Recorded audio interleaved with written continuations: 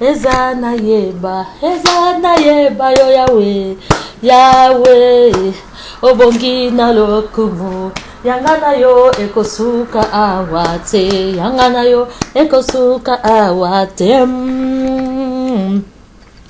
Yahweh, obongi, yanganga ye akumba, malelo yo Yahweh yakumba, elongananga ye akumba, malelo Yahweh yakumba, makasi nanga akumba, malelo Yahweh ya, oh Yahweh yakumba ma, Yahweh yakumba ma, Yahweh.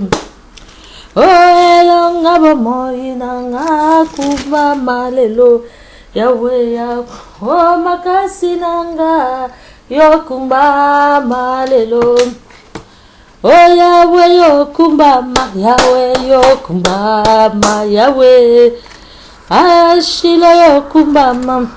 Shalom bien-aimé dans le Seigneur, na méditation na biso na après-midi à l'élo potokota na partage toko bonde la papa to pambolio to commission to pamboli ki bo santo na yo nzambe. La chair est faible mais l'esprit qui vivifie. Liloba la moto ko pesa kufa mais liloba na nzambe ko pesa bon moy.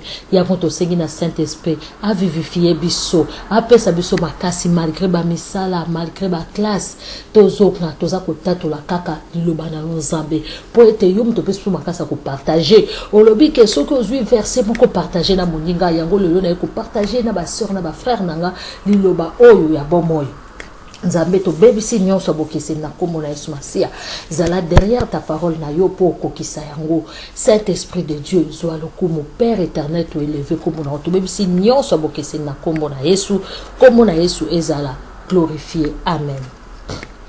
Shalom et bien-aimé dans le Seigneur, la méditation, na biso, na poko ya lelo toko ta na partage.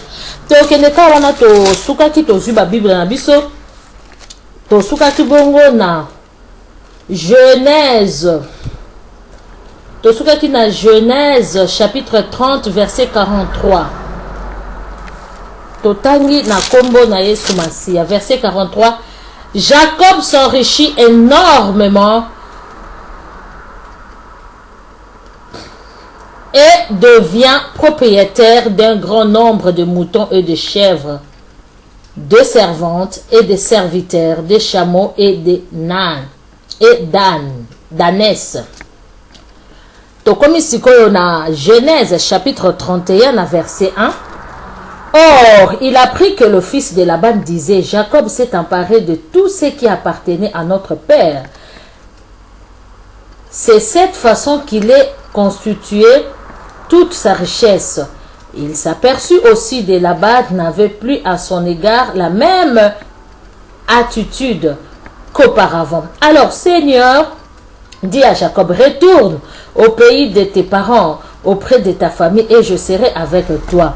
Tolobaki na ba cassette précédente que totanga ki tangu Jacob angel kozonga mboka na ye pa ba parents na ye mboka uta noko na ya boyaki alobi te Jacob yo zali pamboli pona ngai yo kovi kozonga ka boite loba na nga salaire olingi na pesa yo. Jacob aponaki alobi pesa ngai banyama nyonso bakozala reyure bakozala banyama nanga. Laban akanisaki ke ye aleki na mayele alobi amoni asengine ka salaire moka mokie alobi na bana na ye biso tozwa oyo tosala boye to profiter na ye moto aza na nzambe ba profitaka na ye te. Alléluia. Okoki ko profiter na lipamboli na ye mena ndenge ya mabete. Alléluia. Nzoka nde bayebi te moto aza mayele ya koleka ba mayele nyonso. Moto asala mayele ye mutabandai ko tambola na Jacob. Alléluia. Tomonia na verset totanga ki Jacob akomaki na mbongo. Autika na ba bibwele na ye ya mokie. Mena mayelo nzambe apesaki akomi na ngo ebele akomi patron akomi na ba serviteur na ba servante ebele. Bana ya Laban ba moni bongo bana noko na ba komi na jalousie. Ndeko nanga ko kamaka te suko zo mona ba propre sœur na ba frère na omoko ba inaka yo.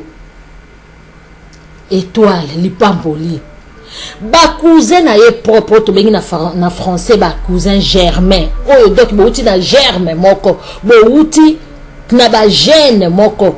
Donc ADN moko bouti na descendance moko ba cousin proche ba komi koloba na papa na bango tala muto aza mayele bozwi o aza nango eza kaka ya yo noko ya Jacob pe akomi kotala Jacob misu mabe Laban pe akomi kotala Jacob misu mabe mais Laban yo oza na mbongo Laban yo wiyaki ngai nalingaki le Jacob pe nalingaki sa Rachel pe singa Léa alléluia nasali eloko te nasali yo musala nazwi bénéfice te sikoyo ngai opesi nga salaire nanga na salaire na ngai nasali mayele nanga na pambolami oyininga lisusu alléluia ndeko leo nangina yo yebiso likamoko komi tungisa mangate so mutu mo asa pembe no ayina yo kaka boyo sala eloko te yo kutupambola nzambe kutu nzamba monisi yo nde mutu wana za nani pembeni na yo kutu. Il faut zala au Bible lobi l'homme prudent voit le mal de loin, il se retire. Alléluia. Yo soki kuto moni po ba misusu ba bomba ka caractère na bango bien aimé.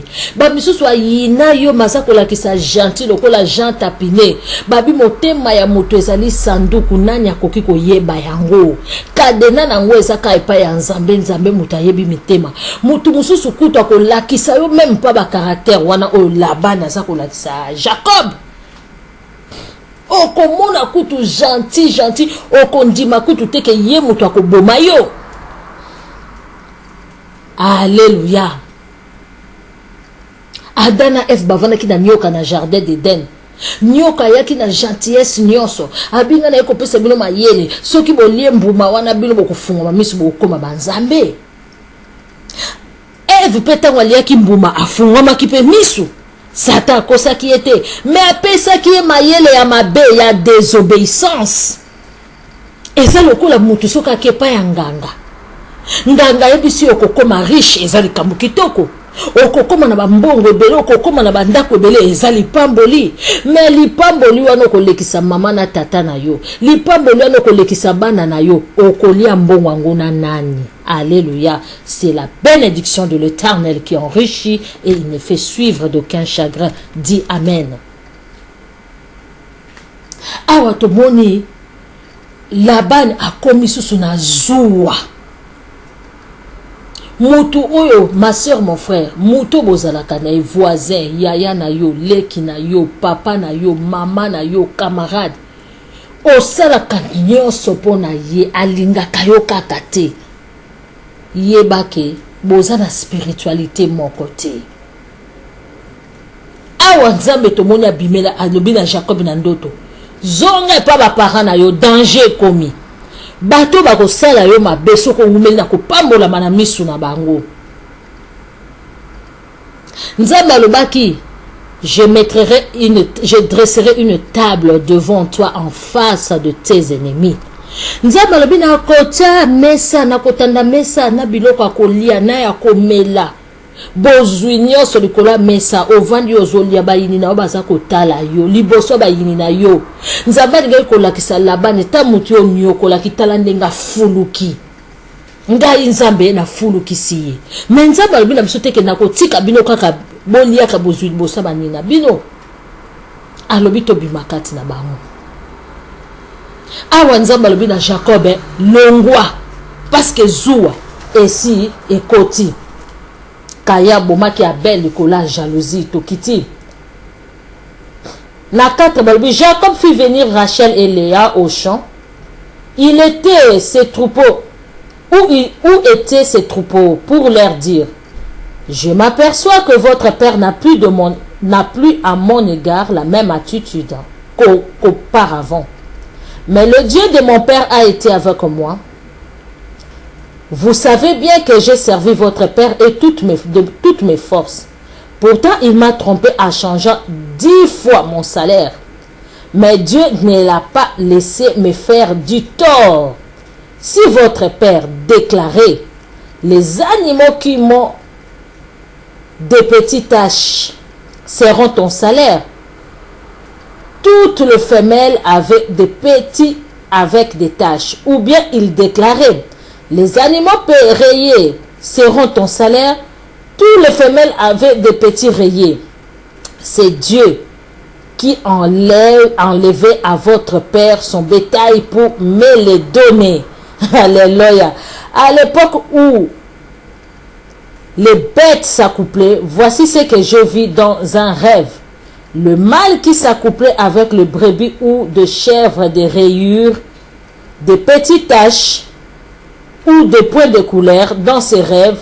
L'ange de Dieu l'appela. Jacob, oui, répondit. Regardez, me dit-il, tous les mâles qui s'accouplaient avec le brebis ou de chèvre ont des rayures, des taches ou des points de couleur.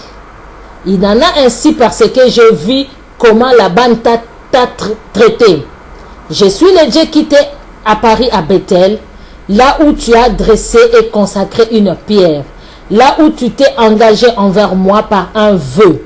Maintenant, mets-toi en route, quitte ce pays et retourne chez toi. Rachel et Léa répondirent à Jacob, nous n'avons plus de part d'héritage dans la maison de notre père. Mais nous a-t-il considérés comme des étrangères, puisque nous a vendus et qu'il a ensuite dépensé d'argent qui devait nous revenir.